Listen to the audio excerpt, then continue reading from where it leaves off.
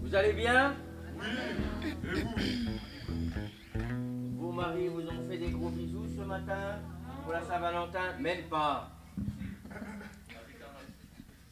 Et vous, mesdames, vous avez fait un gros bisou à vos maris? Même pas non plus. Très bien, on va faire un gros bisou à Jésus ce matin. Amen. Amen. Voilà. Alors comme vous le voyez, vous m'avez jamais vu en train de faire la louange, mais j'ai pas le choix. Donc on va se réjouir, on a des cas dans l'église, deux opérations, non une opération et d'autres moins graves. Mais notre ami Donald qui d'habitude lead a été opéré de quelque chose de très grave en urgence, c'est son cœur. Donc il va bien maintenant. Mais on peut dire merci Seigneur parce qu'on a tout très peur. Je n'ai pas de micro. Si, il est là, il est là. Merci.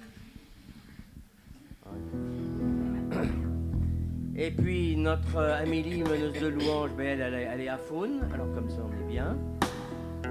Donc vous allez devoir me supporter avec ces deux jeunes femmes. Vous allez voir, elles chantent très bien. Alors les filles, hein, on y va, hein. Je compte sur vous, hein. Alors il faut... Je suis un peu perdu, excusez-moi. Plus c'est des tablettes. Voilà, merci. Ça va.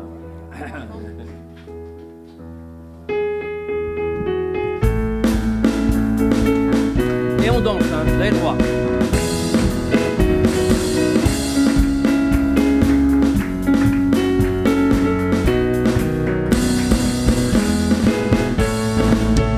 Comment ne pas te louer?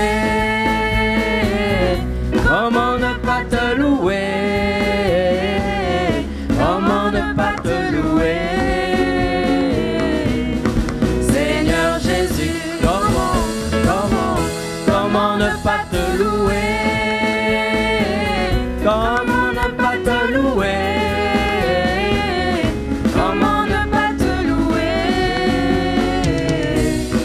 Seigneur Jésus, quand je regarde autour de moi, je vois mes frères, je te bénis. Seigneur Jésus, comment ne pas te louer? Seigneur Jésus, comment ne pas te louer? Comment ne pas te louer? Comment ne pas te louer? Seigneur Jésus, comment ne pas te louer? Comment ne pas te louer? Comment ne pas te louer? Seigneur Jésus, quand je regarde autour de moi, je vois tes œuvres, je te bénis. Seigneur Jésus, comment ne pas te louer? Seigneur Jésus, comment ne pas te louer? Comment ne pas te louer? Comment ne pas te louer? Seigneur Jésus, comment ne pas te louer? Comment ne pas te louer? Comment ne pas te louer?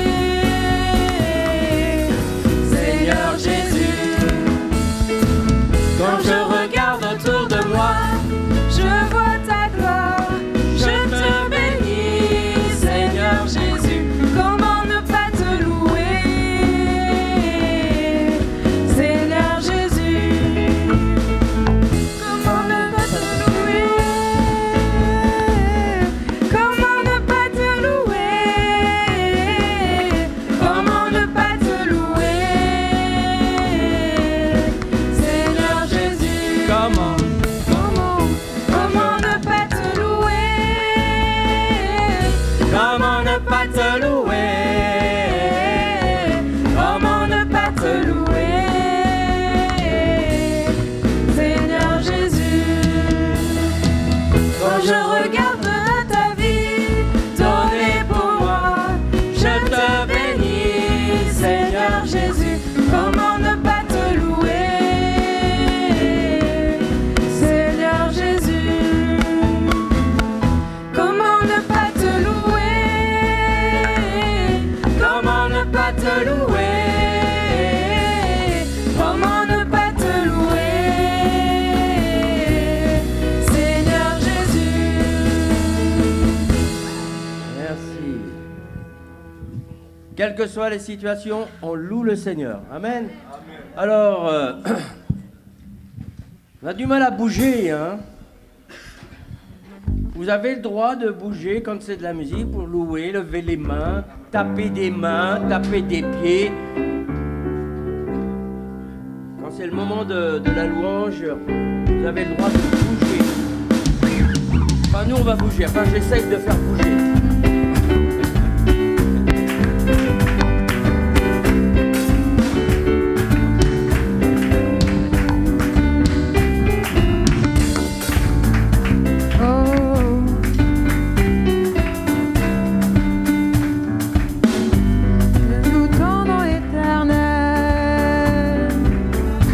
Seigneur, je célèbre ta bonté. Quelle joie tu vis en moi. Quelle joie tu viens pour nous sauver. Tu viens du ciel sur la terre, montrer la voie de la terre à la croix. Payer pour moi de la croix jusqu'au tombeau et du tombeau jusqu'au ciel. Je loue ton nom éternel. Je loue ton nom éternel. Seigneur, je célèbre ta bonté. Quelle joie tu vis en moi. Quelle joie tu viens pour nous sauver. Tu viens du ciel sur la terre, montrer la voie de la terre à la croix. Payer pour moi de la croix jusqu'au tombeau et du tombeau jusqu'au ciel. Je loue ton nom éternel. Encore une fois.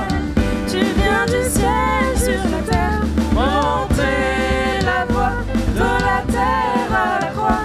Payer pour moi de la croix jusqu'au tombeau et du tombeau jusqu'au ciel. Je loue ton nom éternel.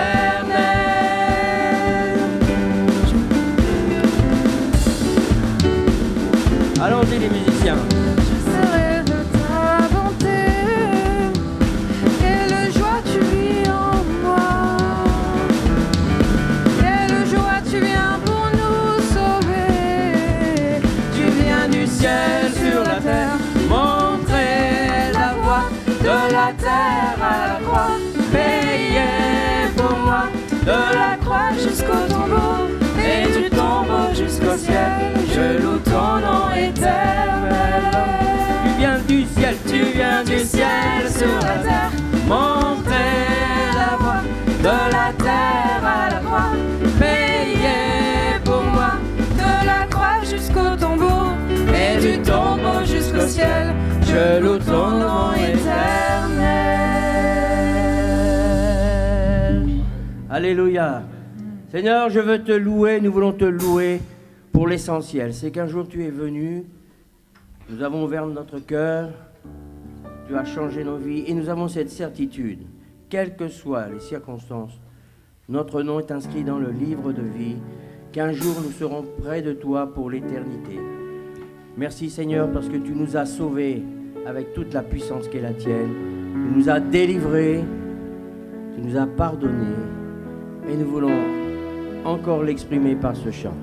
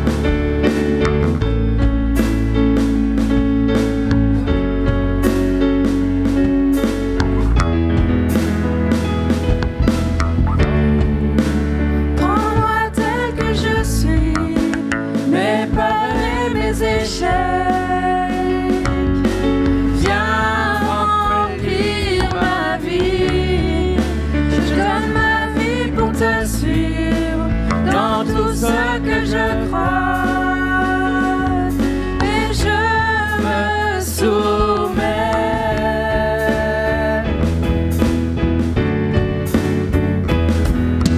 Sauveur, il déplace les montagnes. Mon Dieu sauve avec puissance. Il sauve avec puissance pour toujours, créateur du salut. Jésus a vaincu la mort. Il a vaincu la mort.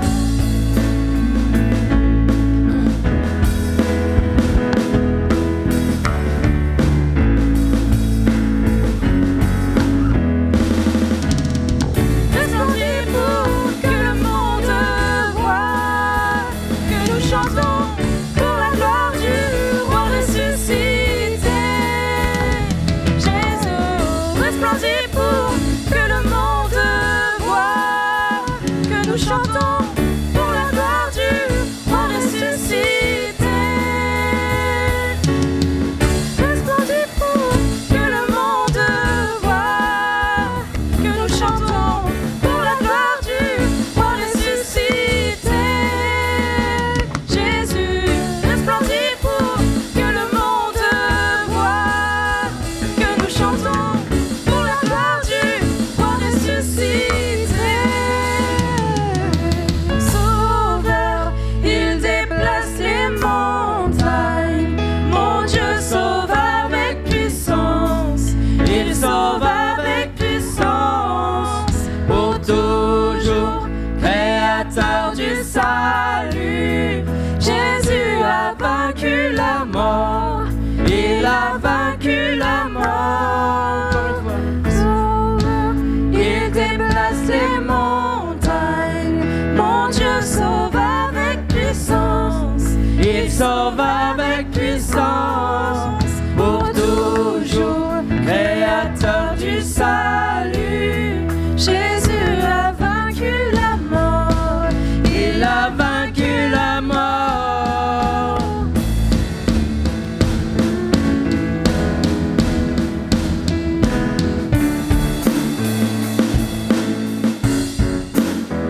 Alléluia. Ça, ce sont les chants que notre ami Donald avait préparés. Donc il va beaucoup mieux pour les retardataires. Il a été opéré d'urgence du cœur. Donc on loue le Seigneur de maintenant. Et là, c'est un chant que j'ai choisi, moi, personnellement, que j'aime beaucoup.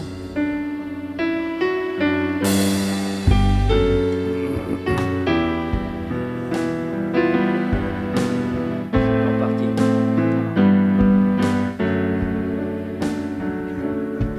Que vient t'offrir, Seigneur, Ce que j'ai de meilleur, je viens t'offrir ma vie. Oui, à toi Jésus-Christ. et même si Je suis fragile, et même si c'est difficile. Je chanterai gloire à l'Éternel. Je chanterai louange à son nom. Je chanterai Dieu, mon essentiel. Je chanterai en l'honneur de son nom. Je viens te dire, Seigneur, que tu es mon bonheur. Non, rien ne peut détruire notre bel avenir. et même si je suis fragile, Tu es fragile, et même c'est si difficile. c'est difficile, Eh bien, louons Dieu. je chanterai gloire À l'Éternel.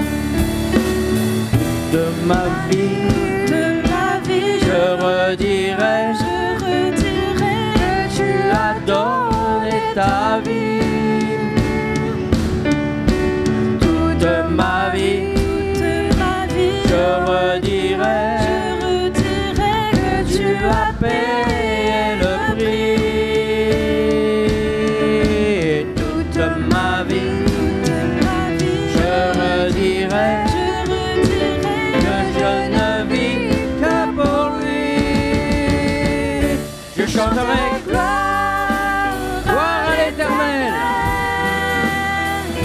Je chanterai louange à son nom. Je chanterai Dieu, mon essentiel. Je chanterai en l'honneur de son nom. Encore une fois, je chanterai gloire. Je chanterai gloire à l'Éternel. Je chanterai louange à son nom. Même si tu pleures, chante. Même si tu souffres, chante. Même si tu es dans une situation très difficile, chante. Je chanterai en l'honneur de son nom. Encore une fois, je chanterai gloire à l'Éternel. Je chanterai gloire à l'Éternel. Je chanterai louange à son nom. Je chanterai Dieu, mon essentiel. Offrez tout ce qui est dur. Je chanterai en l'honneur. On va reprendre le premier couplet. Je viens t'offrir, Seigneur, ce que j'ai de meilleur. C'est tout l'amour que tu as pour Jésus. Je viens t'offrir ma vie. Oui, à toi Jésus-Christ. Et même si je suis fragile, même si c'est difficile, je chanterai gloire à l'Éternel. Je chanterai louange à son nom. Je chanterai Dieu, mon essentiel. Je chanterai en l'honneur de son nom. Continue à jouer les musiciens. Si un ou deux veulent élever leur voix, même au fond de la peine, commence à ouvrir ta bouche. Et puis, ce qu'on ne fait pas souvent, on va tous le faire en même temps. Mais si quelqu'un veut le dire beaucoup plus solennellement, et qu'il le fasse maintenant. Alléluia. Seigneur, pour moi-même, les mots c'est une chose, mais la démonstration des choses est beaucoup plus importante à tes yeux. Seigneur, tu connais nos situations, là où les pleurs, là où ça fait mal à l'intérieur, là où même quelquefois on est plus que fragile. Mais nous voulons te louer, Seigneur. Je te prie de fortifier mes frères, mes sœurs, moi-même. Fortifie l'Église. Fortifie nos frères persécutés en cet instant. Seigneur, nous savons que beaucoup en ce moment sont en train de souffrir à cause de ton nom. Alors Seigneur, nous t'offrons tout notre cœur dans la souffrance, dans la difficulté, dans la joie pour certains. Mais Seigneur, quelle que soit la situation, je veux louer ton nom.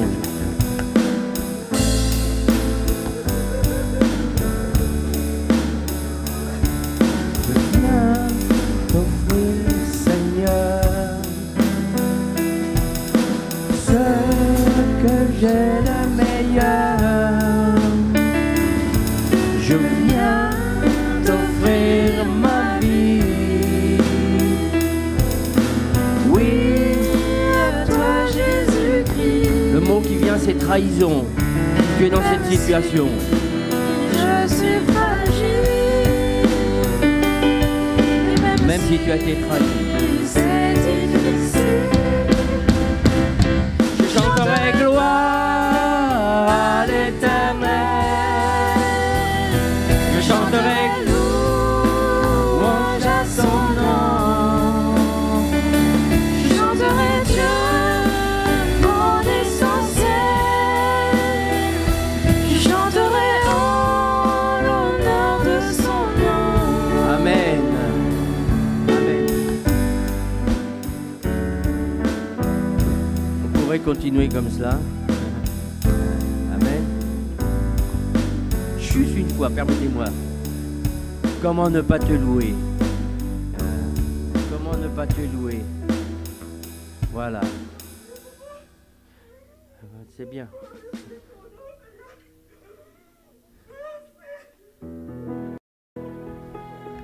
Voilà. Voilà, vous occupez pas de chacun pour soi. Vas-y ma soeur. Que le Saint-Esprit te console.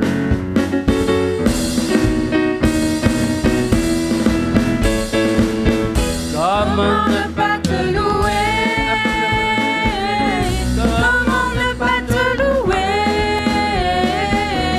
Comment ne pas te louer?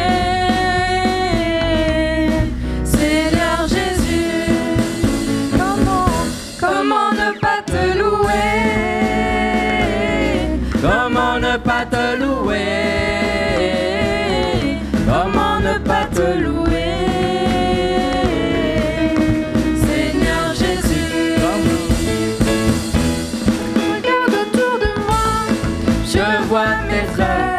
Je te bénis, Seigneur Jésus, comment ne pas te louer?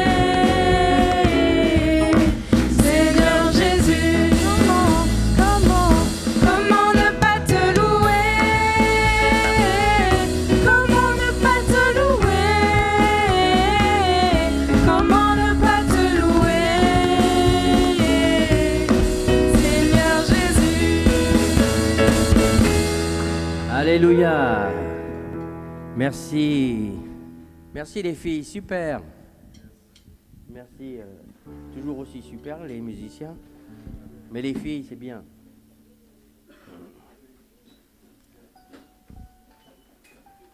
Merci beaucoup. On a réussi à pallier, malgré tous les malades.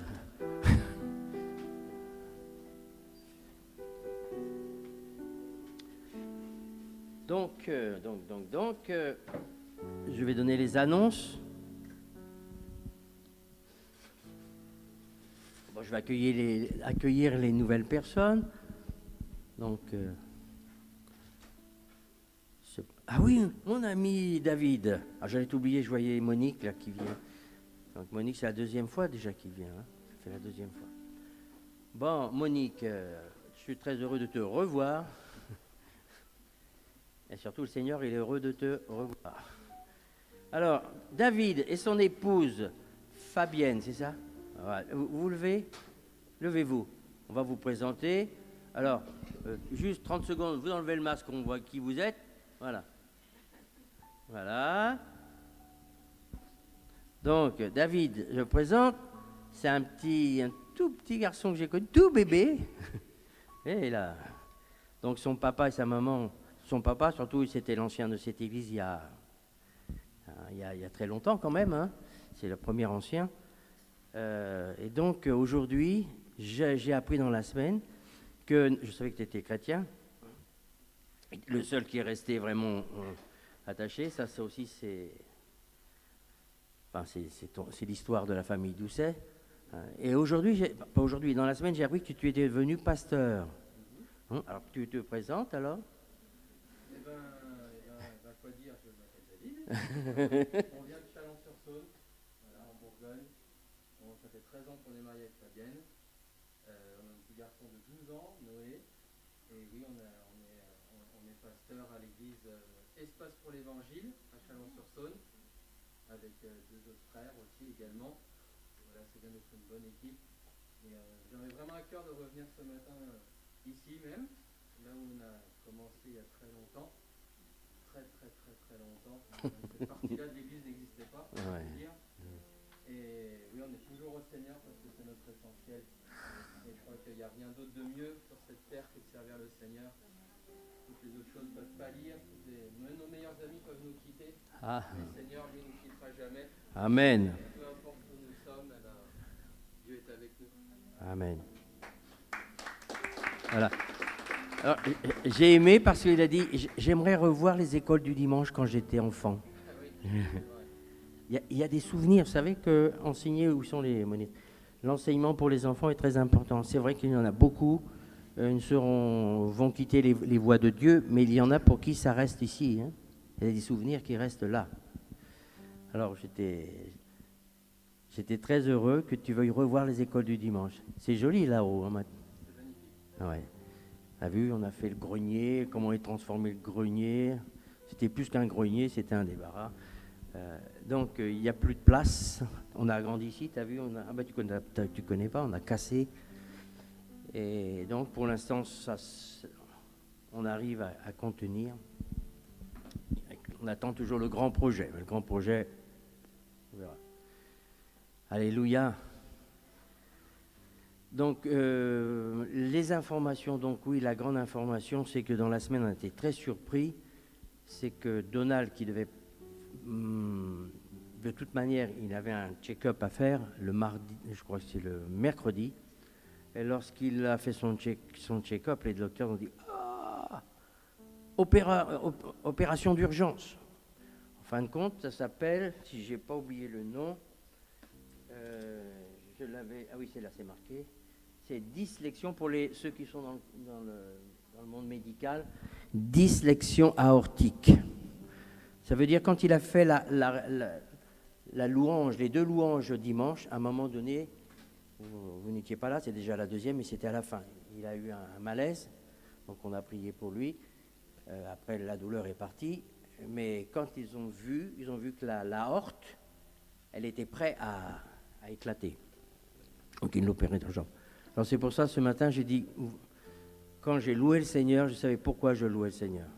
Je le loue pour ce qu'il est, mais aussi pour ce qu'il a fait dans cette semaine, à savoir, Donald, il était à 2 doigts de rejoindre le Seigneur. Donc merci Seigneur quand même. Hein. Et s'il était parti, il serait près du Seigneur.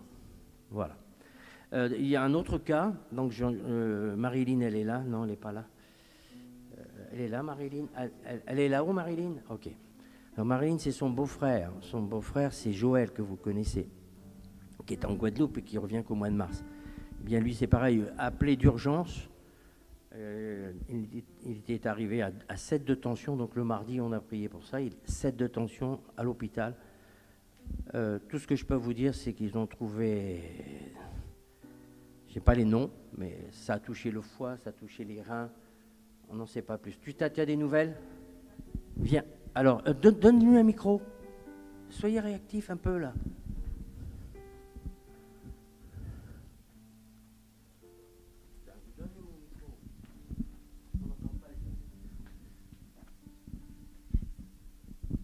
Bonjour à tous. Il a dit qu'il va mieux, mais en fait, en 6 mois, il a perdu un rein. Ouais, donc, qui ne fonctionne plus. Voilà, donc là, il est toujours à l'hôpital. Il faut encore d'autres analyses. Il a passé un scanner et on attend les résultats. Et le foie, ils ne savent pas en fait ce qui s'est passé, mais ils sont en train de chercher. Ils ne trouvent pas en fait ce qui se passe. Donc, du coup, là, il est en train de faire plein d'analyses. Oui, oui.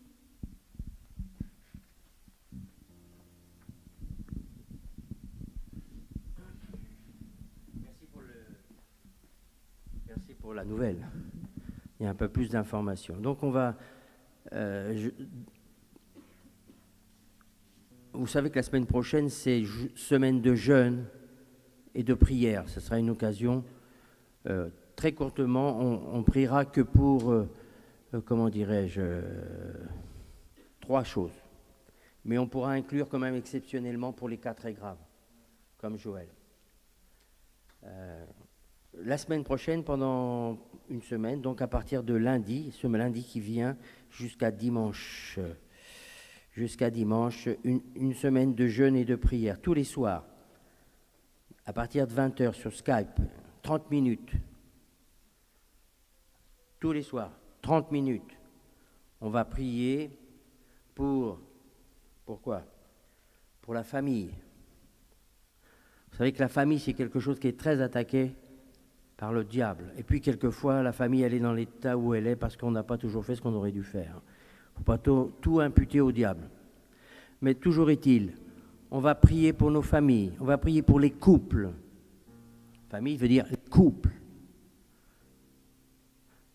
Je parle pour l'Église, pour les chrétiens, pour l'Église, celle-ci et les autres.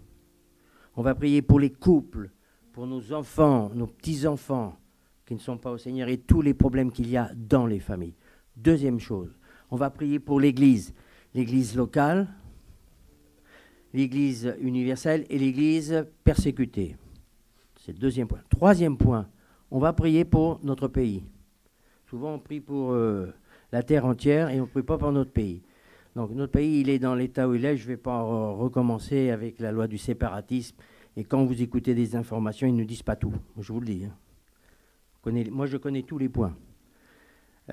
Tout ça, c'est caché. C'est là qu'on voit que les hommes sont vraiment des hypocrites, quoi. Ils ne disent que ce qu'ils veulent bien dire, ils ne disent pas des mensonges, mais ils ne disent pas tout. Hein, il y a d'ailleurs une humoriste qui disait « on ne vous dit pas tout ». Ouais, on ne nous dit pas tout. Ça sera pour le jeûne. Réunion d'études bibliques, donc, et la prière, bon, là, ça va être toute la semaine, à 20h. Études bibliques, vendredi, 20h. Aujourd'hui, c'est l'anniversaire de qui? De Chloé. Alors, Chloé n'étant pas là, c'est parce qu'elle n'a pas voulu venir, c'est le deuxième culte, ça. Hein, beaucoup de jeunes, parce qu'ils n'ont pas d'enfants. Donc, ce culte est réservé pour ceux qui sont des familles avec des enfants. Comme vous le voyez, il y a quand même un certain nombre de manquants. Merci pour ceux qui sont fidèles, pour les écoles du dimanche. Parce qu'il y a des femmes qui, ce ne sont que des femmes, qui préparent des choses. Et quand elles préparent et qu'on s'attend à avoir un certain nombre d'enfants, je vois une des monitrices qui fait. Ils ont fait ça des heures et des heures, et en fin de compte, il n'y a quasiment personne. Ça, c'est pas rigolo pour elles. Chacun sa croix, ma sœur. Mais on doit continuer avec joie. Quand on est déçu, il faut dire à la déception. J'ai appris ça dès le départ, quand je ronchonnais, et parce que j'étais tout seul pour faire les travaux, je ronchonnais dans les escaliers. Un jour, le Saint-Esprit m'a dit, tu arrêtes de ronchonner. Je dis, mais oui, Seigneur, regarde. Est-ce que c'est normal que moi, le pasteur, je suis tout seul, je fais un appel, personne ne vient m'aider? Il m'a dit, oui, ce que tu dis, c'est vrai. Mais arrête de ronchonner et fais ce que tu as à faire. Alors, c'est le conseil que je te donnerai, que je vous donnerai. Vous serez toujours déçus par les autres, mais ce que vous le faites, c'est vrai, pour les autres, parce que vous aimez les autres, mais c'est parce que surtout, vous aimez le Seigneur. Alors, vous serez toujours déçus. La prière, le jeûne de Daniel, je l'ai dit, et puis j'étais en train de faire les anniversaires. Chloé, donc ça sera tout à l'heure. Dylan, il est là-haut. Non, il est là. Dylan, il est où?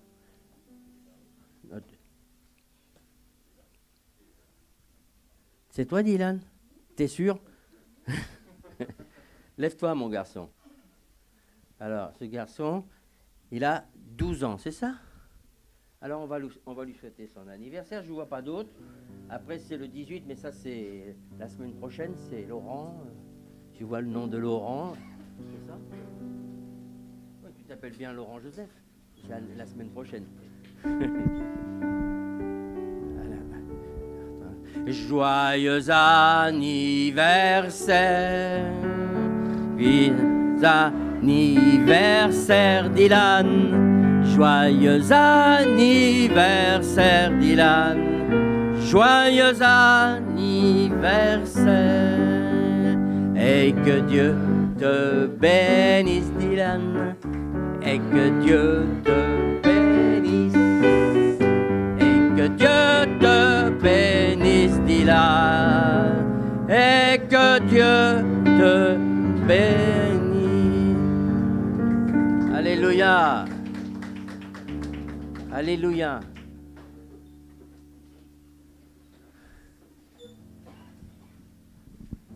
Donc pendant que on va faire passer la corbeille pour les dîmes et les offrandes, merci. Je vais donner la place à Kenny. Je regarde si j'ai rien oublié. Joël, Lynn. Voilà. Oui, la réunion de jeunes la semaine prochaine. Mais normalement, Kenny va vous envoyer les courriers, enfin les SMS. Alors venez, hein, les jeunes là, la semaine prochaine. Réunion de jeunes. Alors, ça s'en va, ça monte là-haut. Voilà.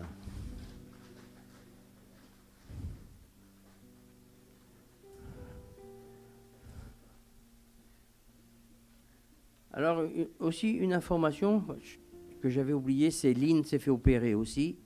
Lynn Catélion, ça s'est bien passé, elle est chez elle. Voilà. Il y a eu beaucoup d'opérations, ou de réopérations. Oui, Père Céleste, on te rend grâce, Seigneur, pour ton bienfait chaque jour parmi nous. Et merci, Seigneur, pour tous les dîmes et les offrandes. Merci, Seigneur, pour toutes les personnes qui sont venues, qui ne sont pas venues, Seigneur. Interviens et tends ta main, Seigneur, pour chaque personne. Et merci, Seigneur, pour toutes choses que tu es en train de faire chaque jour. Et merci, Seigneur, parce que tu es un Dieu d'amour, Seigneur, tu n'abandonnes pas. Et merci, Seigneur, parce que tu vois le cœur de chaque personne, Seigneur, dans le malheur, dans les pleurs, dans les secrets, Seigneur, et tends ta main, Seigneur, qui peut avoir la paix dans leur cœur. Et merci, Seigneur, pour toutes choses que tu es en train de faire, tu as déjà fait, au nom de Jésus. Amen. Amen. Kenny, à toi, le relais.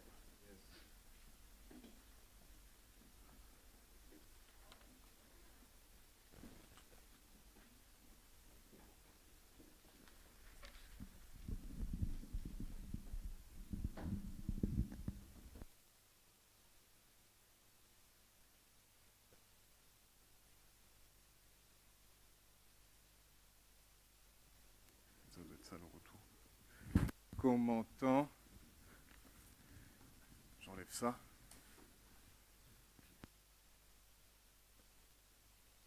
Voilà.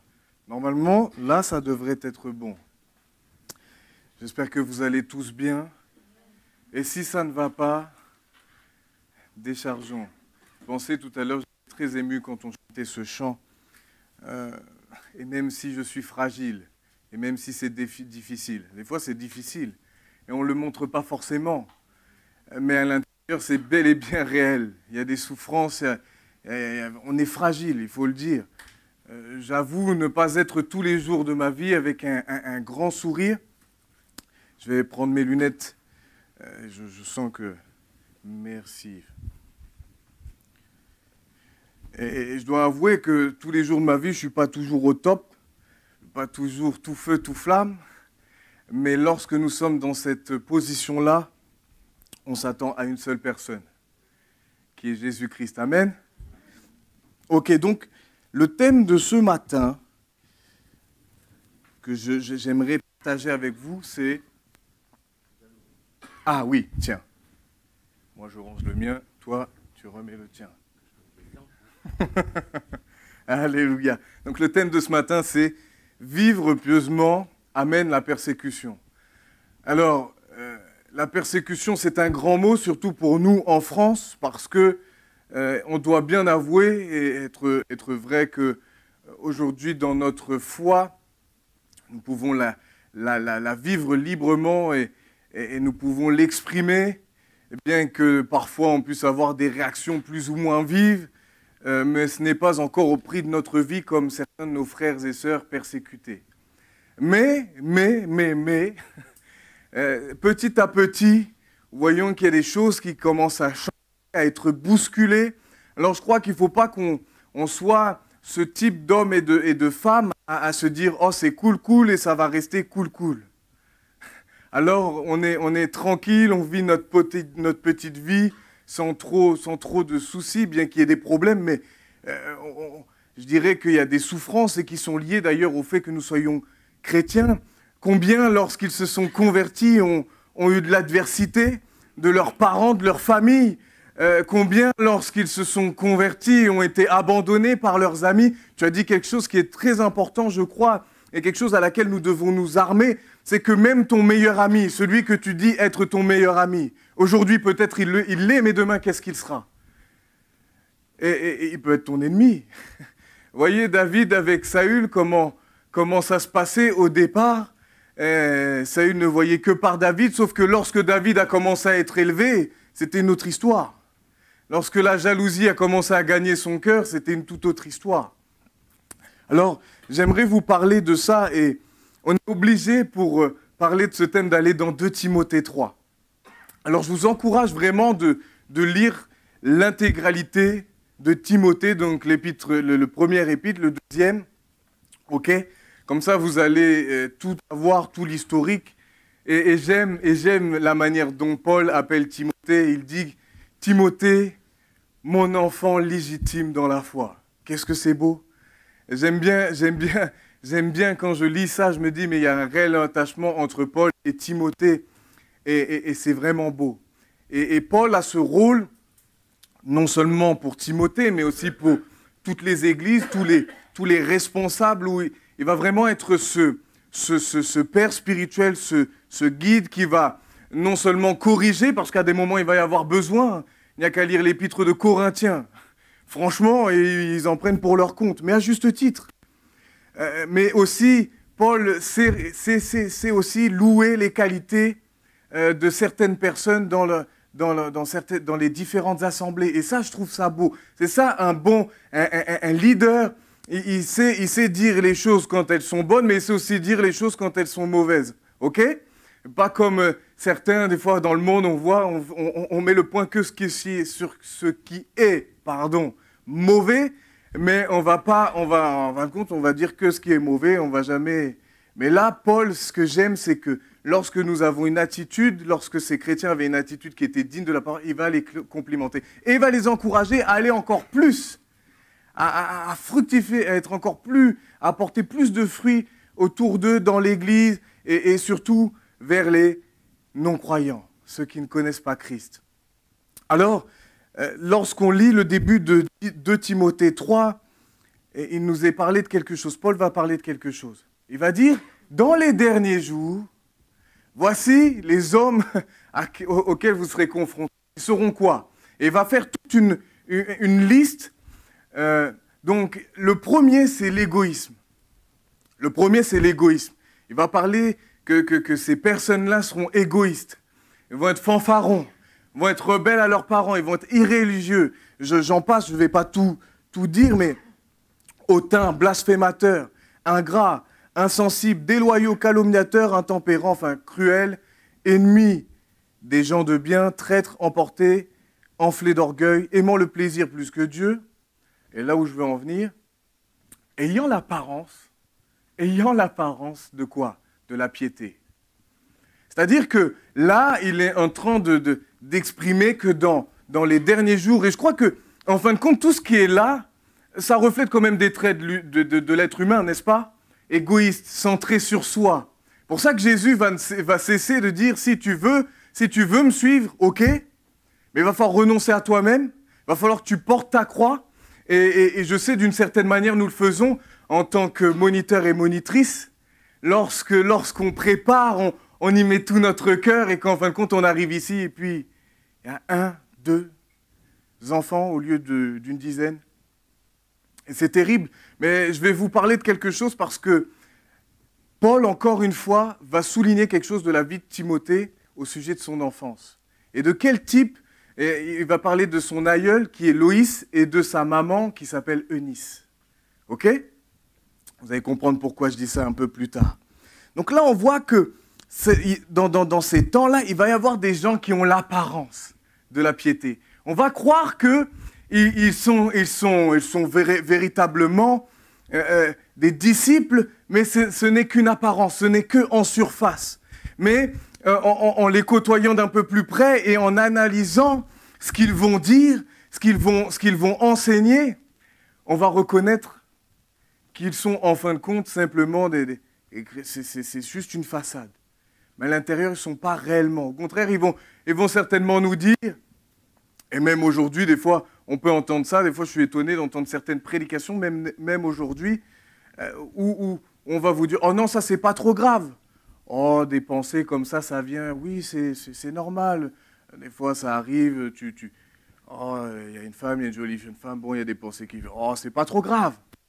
C'est-à-dire, on va arriver même dans des stades où, dans l'Apocalypse, on le voit, où il est dit que beaucoup, et non seulement avec Jézabel, celle qui avait l'esprit de Jézabel, et aussi ceux de Nicolaïte, c'est-à-dire la luxure, c'est-à-dire c'est pas grave, il n'y a pas de souci pour votre salut. Vous pouvez vous livrer à tous vos penchants sans aucun problème, mais votre salut est assuré. Alors le problème, c'est que les Écritures, c'est pas ce qu'elles disent. Mais pour savoir ce que les Écritures disent, il faut les lire, il faut méditer, il faut prendre part aux enseignements. Et bizarrement, quand je préparais ça, j'ai pleuré. J'ai pleuré. Et j'ai été très, très ému et je me suis mis à pleurer et je me suis dit, mais est-ce qu'on se rend compte de la grâce que nous avons d'avoir un pasteur comme le nôtre? Je ne suis pas en train de l'encenser, je ne suis pas en train de tout ça, mais par expérience, je ne dis pas qu'il est le seul, il y en a d'autres, heureusement, merci Seigneur. Alléluia. Ce n'est pas le seul, heureusement. Mais je vois que dans les enseignements, dans tout ça, c'est équilibré, c'est tout ça, et je sais ce que je dis. Pourquoi? Parce que j'ai fait une formation où j'ai entendu beaucoup de pasteurs parler de certaines choses, et des fois je dis, mais mais non, c'est pas ce que ça veut dire, ça va trop loin. Et voici ce qui va être dit à partir du verset 10. Vous allez comprendre pourquoi je parle comme ça. Pour toi, tu as suivi de près, là c'est Paul qui parle à Timothée, pour toi, tu as suivi de près mon enseignement. Tu as suivi de près mon enseignement. Ma conduite, mes résolutions, ma foi, ma douceur, mon amour, ma constance, mes persécutions, mes souffrances. Alors là, il y a une liste. Et en fin de prédication, on va voir mes résolutions parce que j'ai reçu simplement, on va parler de Daniel. Parce que Daniel, ce qui m'est venu, c'est qu'il est dans Daniel 1 au verset 8, Daniel résolu de ne pas se souiller. C'est-à-dire que c'est une décision. Vous allez le voir, on va continuer la lecture. Ma conduite, mes résolutions, ma foi, ma douceur, mon amour, ma charité, mes persécutions, mes souffrances. À quelles souffrances n'ai-je pas été exposé? À Antioche, donc là on parle d'Antioche de Pisidie, à Icône, à Lystre, quelle persécution n'ai-je pas supportée et le Seigneur m'a délivré de toutes. Amen. Ça nous donne de l'espérance. Hein. Or, tous ceux qui veulent vivre pieusement en Jésus-Christ seront persécutés. Mais les hommes méchants et imposteurs avanceront toujours plus dans le mal, égarant les autres et égarés eux-mêmes. Toi, demeure dans les choses que tu as apprises et reconnues, certaines sachant de qui tu les as apprises. Dès ton enfance. Pour ça, c'est un bon exemple. Tu as bien fait de venir. Tu illustres bien ce que je vais donner ce matin. Dès ton enfance, tu connais les saintes lettres qui peuvent te rendre sage à salut par la foi en Jésus-Christ. Après, c'est là qu'il est dit, 16-17, tout le monde connaît ça.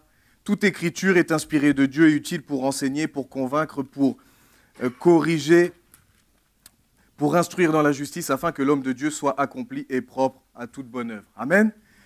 Alors, moi, il y a vraiment, quand je vois cette liste-là, il y a l'enseignement, mon enseignement, ce qu'il lui a enseigné. Il dit, est-ce que, et même moi, je ne retiens pas tout, c'est pour ça que je dois reméditer. Je dois reméditer à chaque fois parce que ça ne rentre pas comme ça d'un seul coup.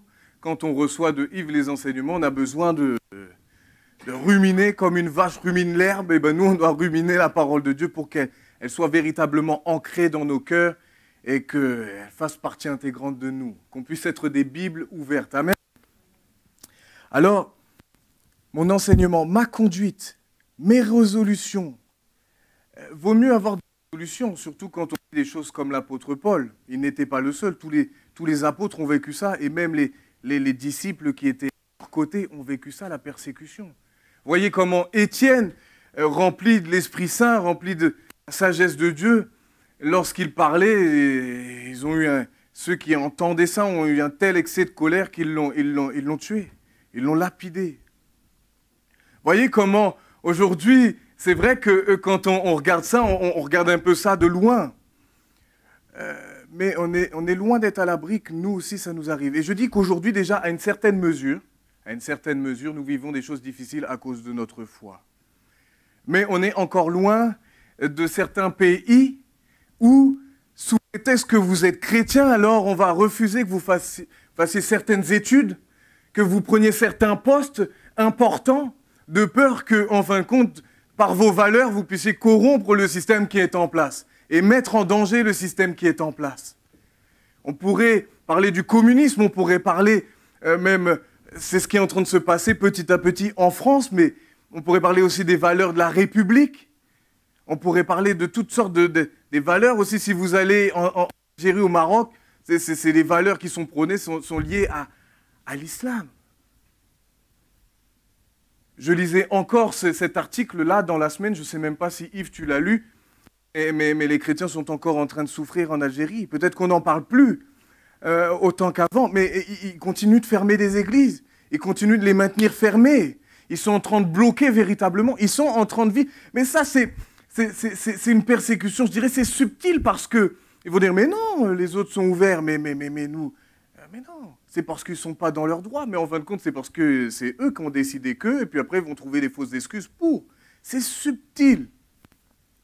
Très, très subtil pour certains. Vous voyez, en Chine, il y a aussi une église, mais cette église est contrôlée par l'autorité qui est en place, donc le communisme. C'est-à-dire qu'il y a des choses qu'ils ne peuvent pas prêcher.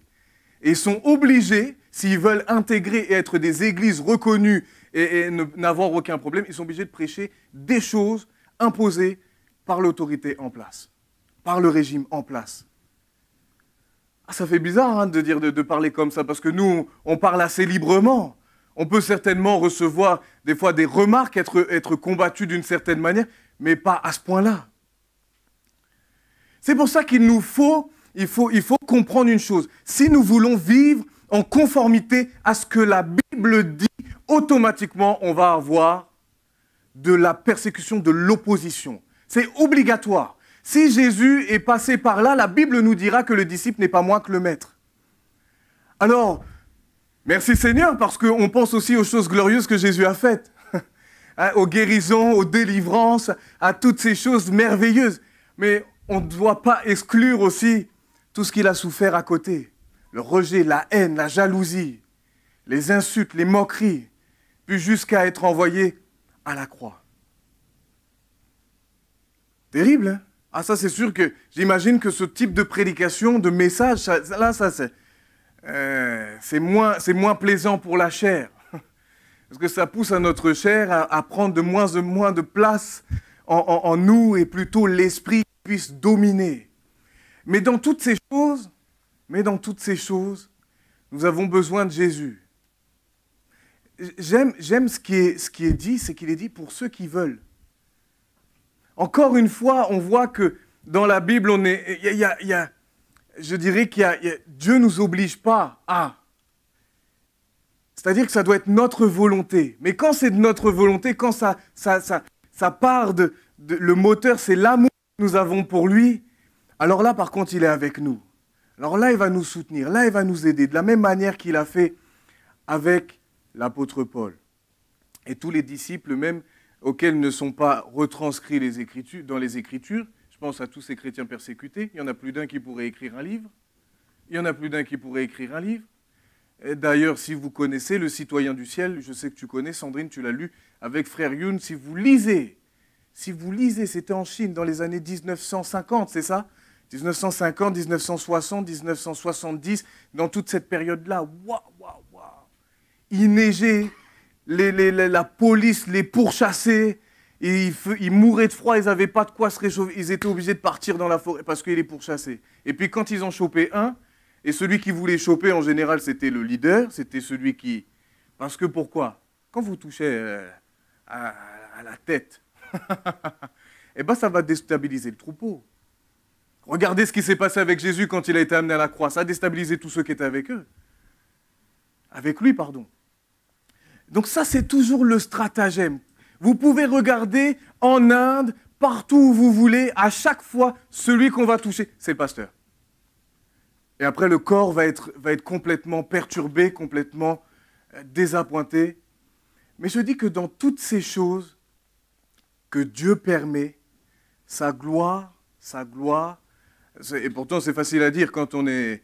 Mais quand vous lisez, et c'est pas moi qui le dis, c'est ces gens qui vivent ça, ils disent qu'ils ont vu la gloire de Dieu, malgré tout. Ça devrait franchement nous encourager, parce que le jour où ça va être à notre tour, c'est pour ça, si déjà on est arrêté juste pour un peu de fatigue, si on est arrêté pour des broutilles, franchement, le jour où ce sera au prix de nos vies, je ne donne pas très cher notre peau. Excusez-moi de vous parler comme ça, mais je suis obligé, je ne donne pas très cher notre peau. Si déjà on est stoppé par des broutilles, franchement, on va avoir du mal. En plus que du mal même. Alors c'est pour ça qu'il faut regarder à la parole, c'est pour ça qu'il faut se nourrir de la parole, et c'est pour ça que lorsque nous-mêmes nous vivons des situations, il faut avoir des résolutions. Là aussi, lorsque nous vivons, il y a un mot que j'ai aimé, c'est la constance. C'est fou comme naturellement, je dis cela, lorsque nous avons des problèmes, des soucis, on devient inconstant, c'est-à-dire qu'on commence à tout laisser de côté, on n'arrive plus à fonctionner quand même et à faire ce qu'on devrait faire. Ben ça, c'est une qualité que l'on doit tous, en tant que disciples, développer dans nos vies. La constance, la fidélité, ce sont des choses envers et contre tout. C'est pour ça, quand je prêche ça, je me dis, mais quand tout va bien, c'est tellement facile de dire « Merci Seigneur, tu es bon ». Mais lorsque vous commencez à être trahi, lorsque votre réputation commence à être touchée, lorsque votre personne, on s'attaque à vous, on commence à vous dire des paroles vraiment méchantes, on commence alors que vous avez des bonnes positions. Je ne suis pas en train de parler, si vous faites une erreur, ce n'est pas de la persécution. Si c'est vous qui fautez, si c'est de votre faute, on ne va pas dire « Oh, je suis persécuté ». Non, à cause de notre erreur, il y a des conséquences. Là, je parle véritablement quand on a des bonnes positions, mais qu'on souffre à cause de ces bonnes positions.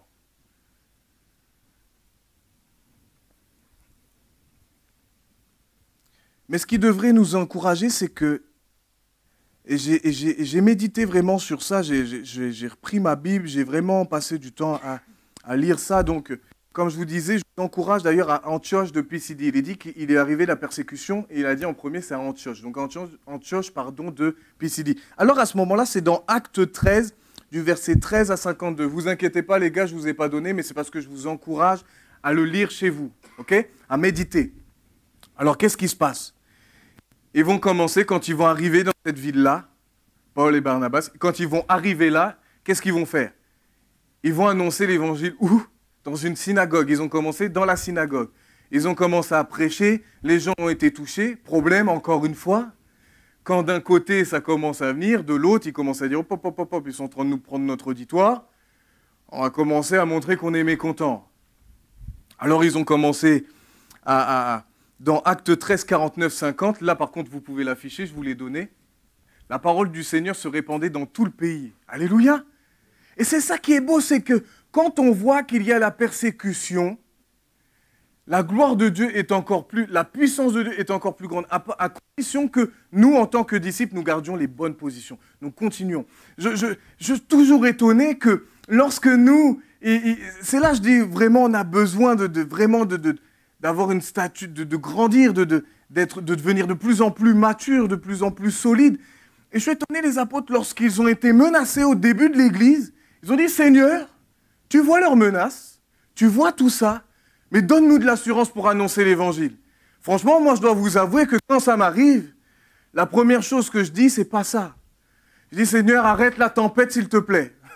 Je crois que je ne suis pas le seul, hein, n'est-ce pas? Je crois qu'on est d'accord, on va être d'accord sur ce point-là. Souvent, c'est ce qu'on dit au Seigneur. On dit, Seigneur, là, non, s'il te plaît, arrête ça. Mais eux, malgré les menaces, au contraire, ils y voyaient un sujet de joie. Pourquoi? Parce qu'ils voyaient qu'ils étaient sur la bonne voie. Vous savez, la persécution, ça veut dire que si vous n'êtes pas persécuté, si il n'y a pas d'adversité, s'il n'y a rien, posez-vous la question. Posez-vous la bonne question. Parce que s'il y a de l'adversité, s'il y a tout ça, c'est que vous dérangez. Mais si vous dérangez, c'est que vous êtes un bon disciple de Jésus. C'est que vous proclamez bien la parole. C'est que vous êtes gênant pour certains. Ben, soyons gênants. Amen. Parce que dans les valeurs que nous annonçons, nous n'annonçons que le bien.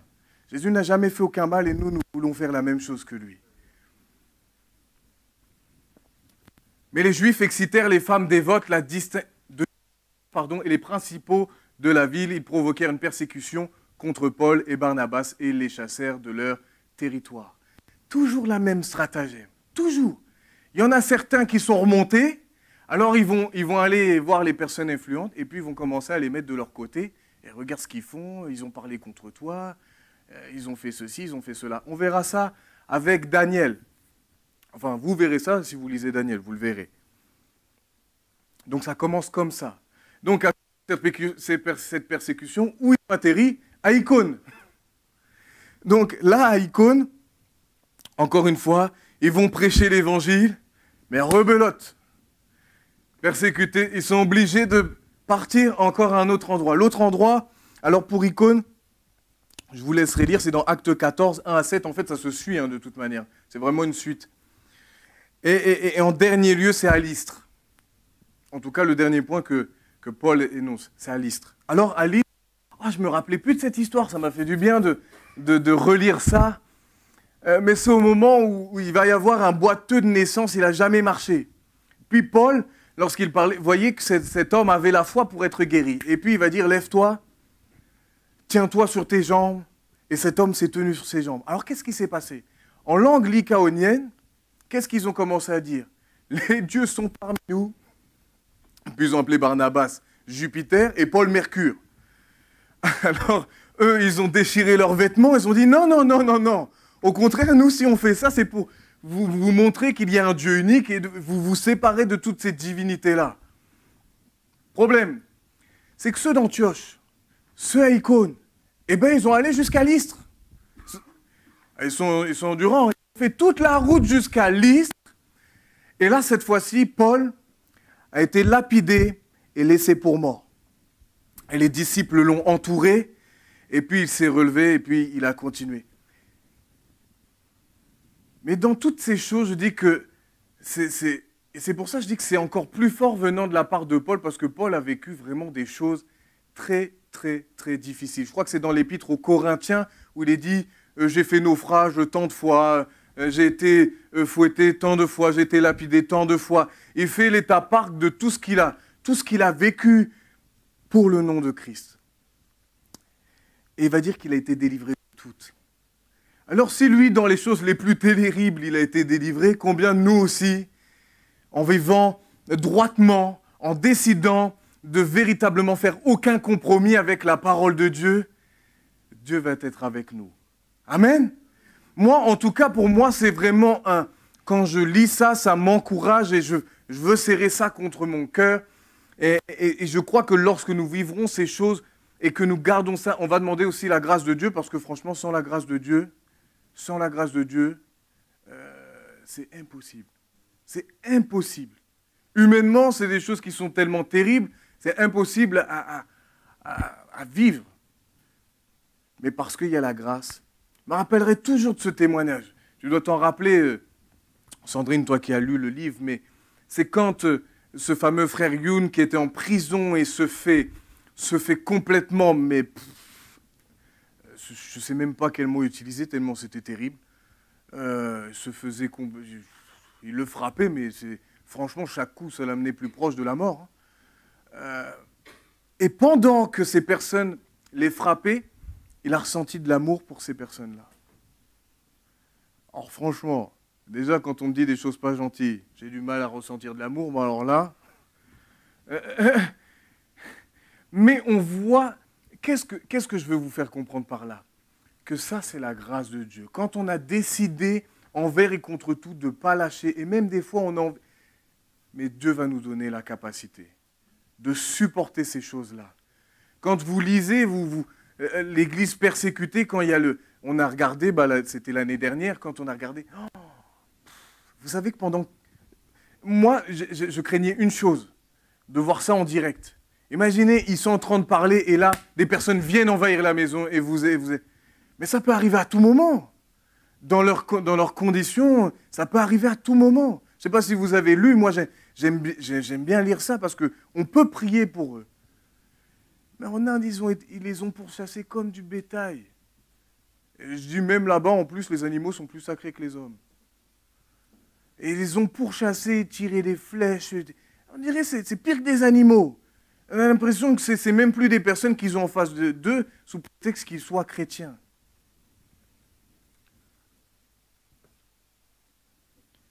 C'est pour ça que j'aimerais vous dire, on doit être déterminé. On doit être déterminé. On doit développer ça en nous, cette mentalité où peu importe ce qui va nous arriver. Et je suis heureux des fois quand je regarde certains d'entre vous. Je suis heureux parce que des fois, je connais vos contextes et je me dis, ah, punaise, il est encore là. Punaise, il est encore là. Et en plus, il continue à faire ce qu'il doit faire ou à continuer à faire ce qu'elle doit faire. Pour moi, c'est une source d'encouragement. Je ne sais pas si vous trouvez ça beau, mais en tout cas, moi, je trouve ça. Et on a besoin d'avoir des repères dans l'Église, des bons repères, des bons modèles. Vous devez prendre de bons repères. Je ne suis pas en train de me vendre par rapport à moi, mais je dis, dans l'Église, je ne suis pas le seul. Il y a des personnes où même moi, je me suis inspiré au tout début quand je suis arrivé. Je pense à... elle n'est pas là, c'est bon, je peux dire son nom. Annick. Pourquoi? Parce que quand je la voyais sortir et je savais que c'était une femme qui sortait tous les samedis, l'évangélisation, qui quand il y avait quelque chose à faire, elle faisait... Mais moi, je veux être comme elle. J'étais jaloux, mais dans le bon sens du terme. Je voulais vraiment avoir ce cœur-là. Quand je voyais Yves ou bien d'autres prier d'une certaine manière, je disais, mais moi, je ne prie pas comme ça. Moi, je veux prier comme ça. Je veux avoir cette foi qu'ils ont. Je veux avoir toutes ces choses-là. On doit toujours désirer le meilleur. Et Paul, j'aime ce qu'il dit, soyez mes imitateurs. Mais pas parce qu'il voulait s'encenser lui-même, mais parce qu'il dit, moi-même, je suis imitateur de Christ. Le modèle par excellence, c'est Jésus-Christ. Et on a besoin de se calquer sur ce modèle-là. Parce que si on se calque sur lui, il y a des excuses qu'on pourrait trouver à certains moments, là, on ne peut plus les trouver. Parce qu'on a le modèle par excellence. On va dire, non, je continue. Non, je continue. Vous savez, Donald, je suis étonné, mais c'est lui qui m'a appelé. Moi, je n'osais pas l'appeler parce que je me suis dit, je vais le déranger, le pauvre. Donc, je lui ai envoyé des messages. Et puis, lui, il m'a appelé. Puis, je lui dis, comment est-ce que tu vas, mon ami? Je dis, comment tu vas, mon frère? Alors, franchement, ça m'a fait mal au cœur parce que j'entendais sa voix qui était toute... On sent qu'il est quand même une opération à cœur ouvert, c'est pas rien. Hein. C'est pas rien, n'est-ce pas? Et j'ai été vraiment dans la joie parce qu'il m'a dit, franchement, il m'a dit, à l'intérieur, je suis dans la paix. Il m'a dit, pourtant, quand la morphine n'est plus là, j'ai des douleurs atroces, mais je suis dans la paix. Je lui dis, bah, franchement, ça ne s'invente pas. La paix, ça ne peut pas se produire, surtout dans des moments comme ça. Je dis que dans des moments comme ça nous forme pour la suite, pour les choses à venir. L'épreuve n'est pas faite pour nous détruire, mais l'épreuve est faite pour produire du fruit dans vos vies. On verra ça la semaine prochaine, les jeunes. Alors, on va passer à Daniel, parce que surtout par rapport à ça, Daniel résolu. Et j'aime bien ce mot. Je ne vais pas parler des résolutions qu'on pourrait faire après le jour de l'an. On se dit, oh, cette année, je vais me mettre au sport. Tous les ans, je fais la même proclamation. Je vais me mettre au sport. Parce qu'avant d'être marié, j'avais des abdos. J'étais plus affûté. Et des fois, quand je me regarde dans le miroir et je regarde mon ventre, et je fais blou, blou, blou, blou, blou. Et je dis, oh, je vais me mettre au sport. Et puis dès que j'en fais un peu, je dis, oh, c'est dur.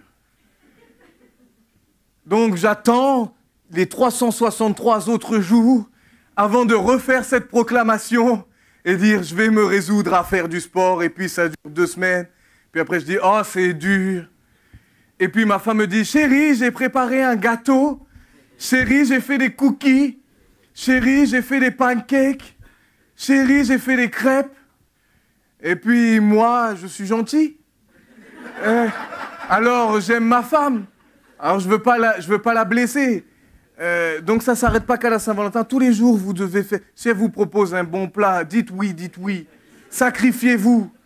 Alors moi, je me sacrifie. Et maintenant, j'ai mon acolyte aussi qui sacrifie avec moi. Alors, quand il voit les crêpes, lui aussi, il est... Mais là, je veux parler de véritables résolutions. Je ne veux pas parler de grandes proclamations, mais je veux parler de vraies résolutions. Là où dans notre cœur, on est déterminé, on ne va pas bouger. Peu importe ce qui va se passer, on ne va pas bouger. Et je dis que Daniel est un grand exemple au sujet de l'intégrité. Alors l'intégrité, c'est quoi? Quelqu'un d'intègre, c'est quoi? Eh bien, c'est quelqu'un qui ne va pas déroger sous aucun prétexte de ce en quoi il croit, peu importe ce qu'il va vivre à cause de ses croyances, à cause de ses convictions. Alors, Daniel, oh, j'ai pas dit ça, j'ai pas dit ça, j'ai pas dit ça. En plus, j'ai dit que j'allais le dire. Alors ça, c'est pour les parents. Donc pour moi aussi. Il a dit quelque chose, il a dit, dès ton enfance, par rapport à Timothée, ça me revient comme ça, il a dit, dès ton enfance, tu as entendu les saintes lettres. Pourquoi? Parce que ça venait de son aïeul Loïs et de sa maman Eunice. D'où l'importance, je dis, d'où l'importance, c'est vital. Je dis, là on est en train de vivre dans des... Vous savez, si aujourd'hui les enfants ne prennent pas ce qu'ils doivent prendre au niveau de l'enseignement biblique, au niveau des vérités bibliques, ne vous étonnez pas si, et je dis même comme ça, des fois ça arrive aussi, mais déjà au moins on met toutes les chances, toutes les chances, non pas toutes les chances, mais on met tout ce qu'on doit faire, on le fait parce que c'est un devoir. C'est un devoir. Des fois je dis mon fils, mais quand je réfléchis, je dis mon fils, je dis plutôt ton fils. Oui, mon fils dans la chair, mais en fin de compte, c'est la mère de Samuel le prophète qui m'étonne toujours. Elle dit qu'elle l'a donné complètement à l'Éternel. Et nos enfants devraient être à l'Éternel. D'ailleurs, quand on les présente, on dit, ben, je le remets entre tes mains. Amen. Donc, c'est important, vraiment, je veux souligner ça. L'école du dimanche, ce n'est pas facultatif. C'est comme l'étude biblique pour les adultes. Mais si dès maintenant, dès leur plus jeune âge, on ne leur montre pas l'exemple, si on n'est pas des modèles, si on ne leur montre pas déjà les bonnes positions à avoir, ah ben franchement, ça va être difficile pour la suite. Voilà, c'est tout ce que je voulais dire. Je ferme la parenthèse, on revient dans Daniel. Alors maintenant, Daniel 1,8. Et vraiment, il y a quelque chose, je vais juste prendre ma Bible très très rapidement parce que j'ai lu ça. Daniel, voilà mon Daniel. J'aime beaucoup le livre de Daniel. Je ne sais pas vous si vous l'aimez beaucoup, mais en tout cas, moi je l'aime beaucoup.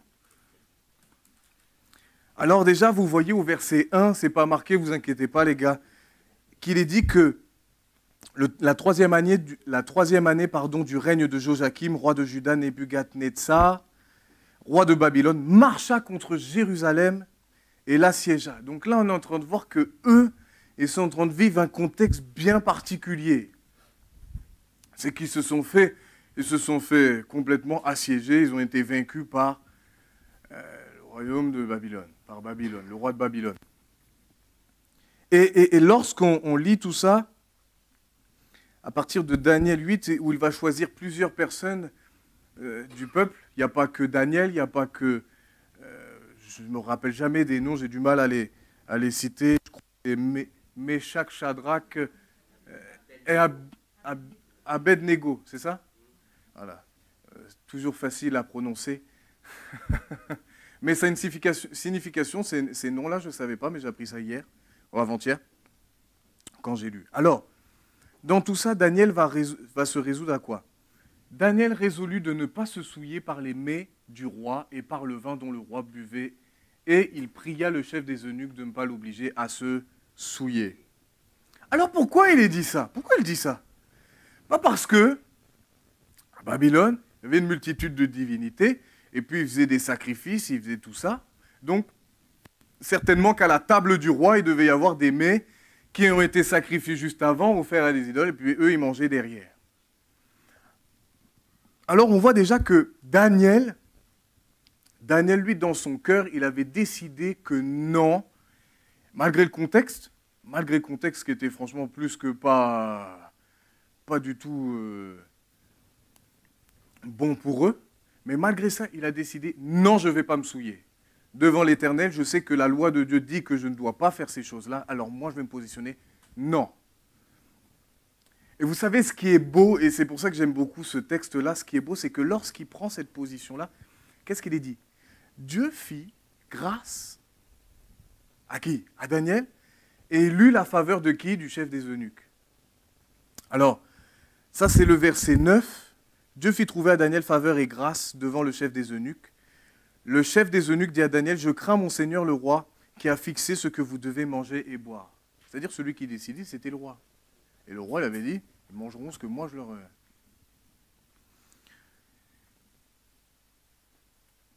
Car pourquoi verrait-il votre visage plus abattu que celui des jeunes gens de votre âge? Vous exposeriez ma tête auprès du roi. Donc lui, il avait peur pour ça, ça peut se comprendre. Lui, c'était son rôle, il avait peur pour lui. On est d'accord? Et il a dit, comment je vais risquer que vous, votre visage soit plus abattu que ceux des autres? Alors Daniel dit à l'intendant, à qui le chef des eunuques avait remis la surveillance de Daniel, de Hanania, de Michaël et d'Azaria, éprouve tes serviteurs pendant 10 jours. Là, il est en train de lui dire, bah, d'accord, ok, mais éprouve tes serviteurs pendant 10 jours et qu'on nous donne des légumes à manger et de l'eau à boire. Le jeûne de Daniel. Tu regarderas ensuite notre visage et celui des jeunes gens qui mangent les mets du roi et tu agiras avec tes serviteurs d'après ce que tu auras vu. Là, il est en train de les mettre au... Là, on est en train de dire, ben, tu verras. Laisse-nous 10 jours, et après ces 10 jours-là, tu verras comment nous on est et comment eux ils sont. Et à partir de ce moment-là, tu jugeras. Verset 14, il leur accorda ce qu'ils demandaient et les éprouva pendant 10 jours. Ça, c'est merveilleux. Quand nous tenons des positions comme ça, fidèles à la parole de Dieu, même si, quoi qu'il en coûte, que ce soit des amitiés, que ce soit toutes sortes de... Quoi qu'il en coûte, qu'on tient, nous avons la grâce et la faveur de Dieu sur nous. Ça, il faut bien le retenir. Ça, il faut bien le retenir. Vaut mieux agir comme ça et subir ce qu'on doit subir, plutôt que de faire des compromis, mais en fin de compte, ne pas avoir la faveur de Dieu. Au bout de 10 jours, ils avaient meilleur visage et plus d'embonpoint que tous les jeunes gens qui mangeaient les mets du roi. Ha ha! Ça, c'est merveilleux. L'intendant emportait les mets et le vin qui leur étaient destinés et il leur donnait des légumes. Alors ça, c'est la première partie. Déjà, ils avaient meilleure mine. Ils avaient meilleure mine. Mais c'est pas tout. C'est pas tout. Dieu accorda, au verset 17, il est dit que Dieu accorda à ces 4 jeunes gens de la science, de l'intelligence dans toutes les lettres et de la sagesse. Et Daniel expliquait toutes les visions et tous les songes. Non seulement ils avaient eu la faveur et la grâce dans le sens où ils ont eu... Dieu a permis qu'ils ne se souillent pas avec cette nourriture et qu'il soit accordé qu'ils prennent des légumes et de l'eau. Mais en plus de ça, c'est pas fini, il leur accorde la grâce. Et j'aime bien parler comme ça, je dis que c'est une promo. Dans leur promo, c'était eux les meilleurs. En fin de compte, c'était eux qui sortaient du lot. C'est-à-dire que là, ils avaient une science, ils avaient une connaissance, une sagesse. Et puis, en plus, Daniel, le roi avait des doutes sur certaines... C'est lui qui consultait. Mais c'est pas fini. C'est pas fini. Au verset 20, qu'est-ce qui va être dit? Sur tous les objets qui réclamaient de la sagesse et de l'intelligence et sur lesquels le roi les interrogeait, donc ces quatre personnes qui avaient décidé de ne pas se... Il les trouvait 10 fois supérieurs à tous les magiciens et astrologues qui étaient dans tout son royaume. Alors ça nous montre quelque chose. Quand, peu importe ce que nous vivons, j'ai appris ça à mes dépens, je l'ai partagé un vendredi où une promesse, je dirais simplement ça, j'étais plutôt lâche. J'étais plutôt de ce type de personne dans l'église, quand il y avait des soucis, je ne voulais pas faire trop de vagues. Je ne voulais pas faire trop de vagues, je voulais plutôt rester dans mon coin, faire ce que j'ai à faire, prêcher, prier, louer, faire ce qu'il y a à faire, mais pas au point où j'étais capable de dire, de vraiment prendre des positions, des fois quand il y avait des choses injustes, et d'avoir le courage de dire ce qu'il y a à dire. Donc j'étais loin d'être courageux.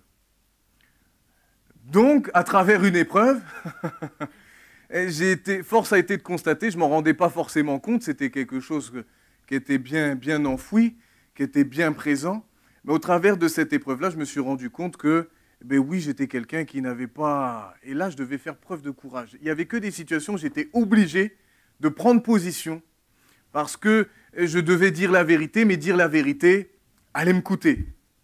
Et franchement, même le dire de la meilleure manière, pour certains, vous pouvez toujours dire de la même manière, ça passe pas. Vous serez toujours trop ceci, trop cela. Et donc, lorsque je disais ça, j'ai reçu beaucoup de paroles, vraiment pas gentilles, mais dans mon cœur, il y a quelque chose qui s'est passé. C'est que j'ai réalisé que lorsque je faisais ça, lorsque j'avais de bonnes positions, Dieu a toujours été là.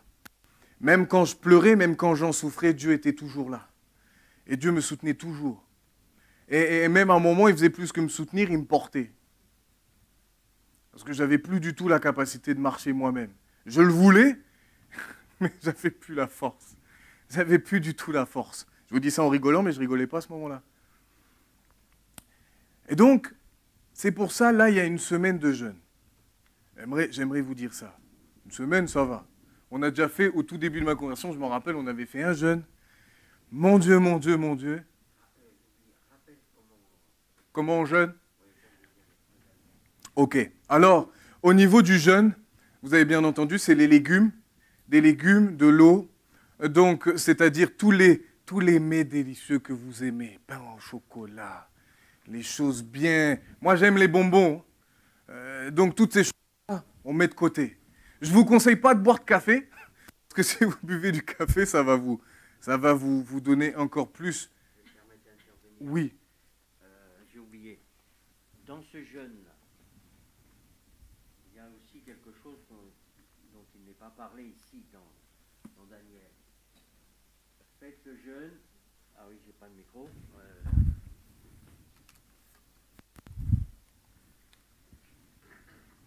Donc, comme il l'explique si bien, légumes, fruits, eau. Il ne marche pas. Légumes. C'est le blanc. Fruits, eau. Certains m'ont demandé, mais le matin, est-ce que je peux prendre un petit thé, un petit café? Je ne vous conseille pas le café parce que c'est un excitant. Une boisson chaude, oui, pourquoi pas. Hein. Le matin, il faut bien prendre quelque chose. Peut-être qu'il y a des gens qui travaillent ne dehors. Ne soyez pas dans les extrêmes. Par contre, je vais vous parler de quelque chose dont on ne parle pas beaucoup. De ce que vous aimez. Si vous aimez beaucoup les portables, éteignez vos portables, le minimum des portables. Arrêtez d'être toujours sur votre...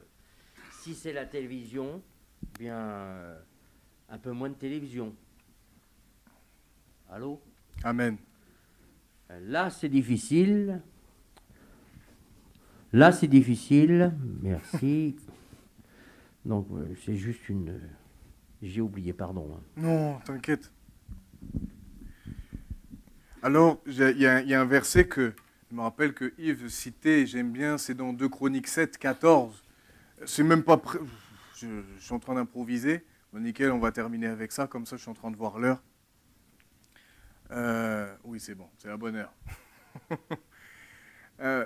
Mais il faut que je le reprenne, parce que je vais mélanger sinon. 2 Chroniques,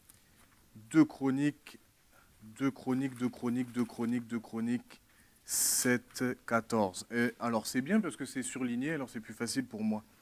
Si mon peuple sur qui est invoqué mon nom s'humilie, prie et cherche ma face, et s'il se détourne de ses mauvaises voies, je l'exaucerai des cieux, je lui pardonnerai son péché et je guérirai son pays.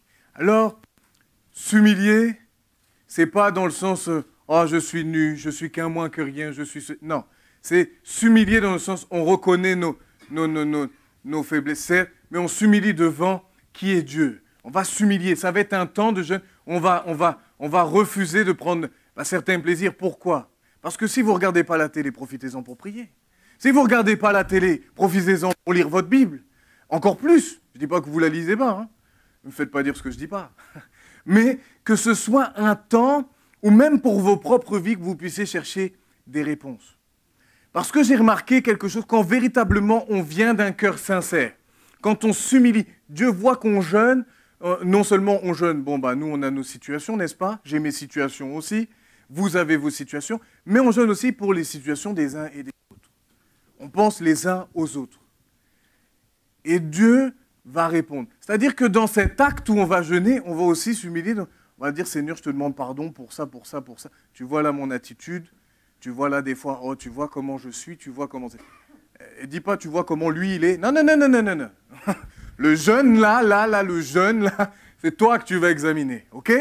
Normalement, on n'est pas... Bon, on ne va pas attendre que le jeûne arrive, mais je dis que c'est une occasion toute spéciale pour se remettre en question, pour regarder à sa propre vie, aux choix que nous faisons, et aux choix peut-être que nous allons devoir faire aussi, et de véritablement chercher l'aval de Dieu, de chercher la direction de Dieu pour nos vies. Donc, la direction pour ma vie, dans mon contexte qui est le mien, peut-être pas le même pour vous, dans le sens où on a des cas différents, mais Dieu veut parler à tout à chacun. Alors que ce jeûne soit véritablement un moment où ça va être un cœur à cœur avec Dieu. Un cœur à cœur avec Dieu. Toutes les distractions, toutes ces choses-là, pour les amoureux de Facebook, hein, eh ben vous stoppez Facebook. Pour les amoureux d'Instagram, de Snapchat, oh là là, les jeunes après, quand on va leur dire ça. Mais c'est bien parce que ça permet de dominer. On ne se laisse pas dominer par ces choses-là. Et des fois, quand on supprime ça, on se rend compte qu'on était beaucoup plus addict que ce qu'on pensait. On était beaucoup plus esclave de ces choses que ce qu'on pensait. Aujourd'hui, le grand danger, c'est le téléphone. Et pour les jeunes et les moins jeunes. C'est vraiment ça. Et la télé, n'en parlons pas. Les tablettes, tout ça. Donc, que ce soit vraiment un moment mis à part. Et qu'est-ce que Dieu a dit dans ce passage? Si vous vous détournez, si vous cherchez ma face, si vous priez, si vous vous humiliez, je l'exaucerai des cieux. Il va nous exaucer. Il y a des cas, franchement, là on pense à nos cas, on pense à Donald, on pense à Joël, on pense à tout ça. Quand on va prier, on va croire que la main de Dieu n'est pas trop courte. Je vous encourage à relire Ésaïe 58. Moi, je vais tout repasser en revue, tous les passages comme ça. J'aime bien quand c'est le jeûne, j'aime bien relire tout ça, reméditer, détache les liens de la méchanceté, détache toutes ces choses. Méditer ces choses-là. Et puissions-nous véritablement, en cette semaine de jeûne, mettre notre temps, notre vie à part pour lui. Amen. Alléluia. Alors on va prier. Vous demandez de vous lever.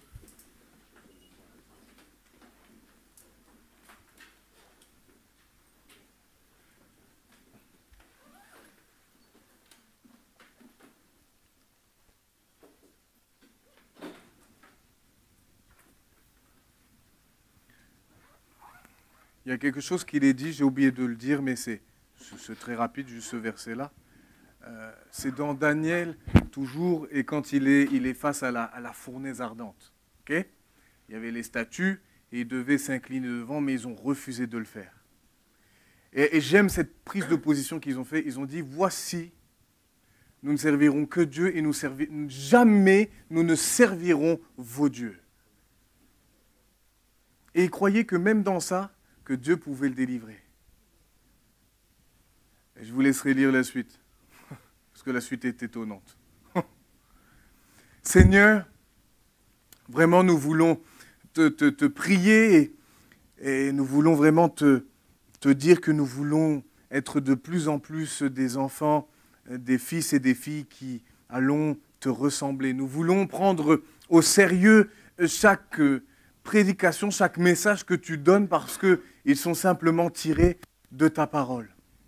Et nous voulons la serrer contre nos cœurs. Tu vois, pour certains, les difficultés, tu vois toutes ces choses-là, mais que, au travers de ce qui a été prêché, au travers des exemples donnés dans la parole, ils puissent trouver leur espoir, leur encouragement, la force de continuer. Seigneur, je te demande vraiment cette grâce vraiment de développer en nous vraiment un caractère, une maturité vraiment de plus en plus élevée en nous. Vraiment que nous puissions être non pas des enfants, non plus des ados, mais des hommes et des femmes, des adultes matures vraiment dans la parole, des hommes et des femmes spirituels qui allons impacter notre monde d'aujourd'hui. Celui d'aujourd'hui et celui de demain. Seigneur, nous voulons véritablement que tu puisses toucher notre pays, que tu puisses toucher notre président, que tu puisses toucher notre région, nos amis, nos familles. Vraiment que tu puisses, à travers notre exemple, être bien plus vivant à leurs yeux. Manifeste ta présence, Seigneur, dans leur vie, à travers nos vies. Manifeste ta puissance. Vraiment, descends sur ce monde qui a tant besoin de toi, sur ces hommes et ces femmes qui ont tant besoin de toi. Et nous, Seigneur, lorsque nous subissons l'adversité, lorsque nous subissons l'opposition, lorsque nous subissons des choses vraiment très difficiles, Seigneur, nous voulons nous attendre à toi. Seigneur, de la même manière que Daniel était vraiment résolu, nous voulons être à son image. Alors, Seigneur, donne-nous d'être véritablement, d'avoir cette force de continuer envers et contre tout. D'avoir cette capacité de tenir même lorsque nous n'avons plus de force. Alors Seigneur, je te bénis encore une fois pour tout ce que tu fais dans mes frères et sœurs et tout ce que tu vas faire en eux encore. Je te bénis dans le nom tout-puissant de Jésus. Amen. Amen, amen, amen, amen, amen. Alléluia.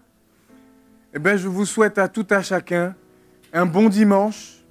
Que le Seigneur vous bénisse. Et puis, on se dit à demain. Parce que maintenant, ça va être tous les soirs pour ceux qui seront connectés sur Skype. Je vous encourage vraiment tous à être là et à prier. Amen.